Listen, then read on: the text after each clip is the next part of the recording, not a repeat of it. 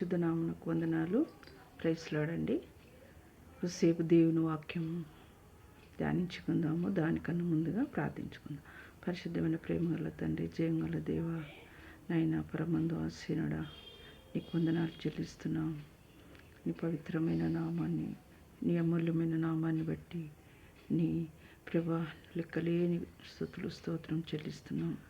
శాశ్వతమైన ప్రేమను బట్టి, నాకు ఇచ్చిన కృపను బట్టి, ఎవరికి లేని ఆధిక్యత, ప్రేమ, అనురాగం నాకు దయచేసిన దాన్ని బట్టి నీకు వందనాలు స్తోత్రాలు చెల్లిస్తూ యేసే ఘనమైన నామన ప్రార్థించి వేడుకుంటున్నాం తండ్రి. ఆమేన్.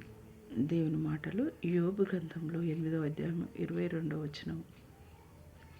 అయితే ఇంకను నీ నోటి నిండా నవ్వు నీకు కలుగచేయును, హర్షంతో నీ పెదవులను నింపును, హర్షంతో నీ పెదవులను నింపును అనే వాక్యంలో చెప్పబడింది యోబు గ్రంథంలో. మరి నవ్వు ఎప్పుడు వస్తుందంటే, మరి నవ్వుతాం కానీ మన మనసు అంతా లోపల బాధ ఉంటుంది, కానీ పైకి నవ్వుతూ ఉంటాము. 10 మంది ముంగట మనం వెళ్ళినప్పుడు వారు ఏమనుకుంటారో కానీ మనకెంతో ఆందోళన ఉన్నప్పుడు కూడా వారందరి ముందు మనము నవ్వుతాము.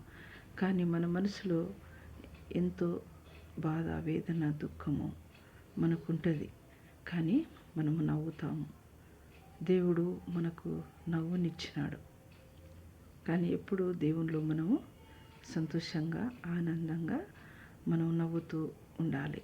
దేవుని వాక్యంలో మనము దేవుని బట్టి దేవునిలో మనము నమ్మకంగా ఉన్నప్పుడు ఆయనలో మనము నవ్వుతూ ఉంటాము, సంతోషిస్తూ ఉంటాము. మరి 120 దావీదు కీర్తన చెప్పబడినట్టుగా మనము నవ్వు కలుగచేయును, మన నోటి నిండా నవ్వు ఉండుననే వాక్యంలో చెప్పబడింది.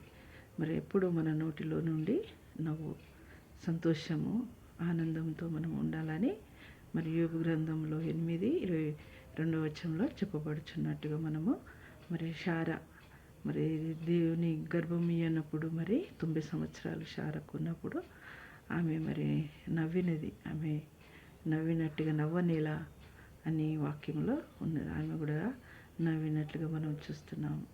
మరి దేవుడు వృద్ధాప్యంలో ఉన్నప్పుడు దేవుడు 90 సంవత్సరాలకు ఇచ్చినప్పుడు ఆమెలో ఎంతో సంతోషము, ఆందోళన లేకుండా దేవుడు ఆమెకి ఇచ్చిన సంతోషాన్ని బట్టి, ఆనందాన్ని బట్టి శారా నవ్వనేలా అని వాక్యంలో చెప్పబడినట్టుగా మనం గమనిస్తున్నాం. మనము కూడా ఎన్ని బాధలు, కష్టాలు మనకు ఉన్నప్పటికీ కూడా మనము ఆయనలో మనము నవ్వుతూ ఉండాలి. ఆయన వాక్యం ద్వారా మనము ఆనందించాలి, సంతోషించాలి అని కొద్ది మాటలు చెప్పుచూ ముగిస్తున్నాం.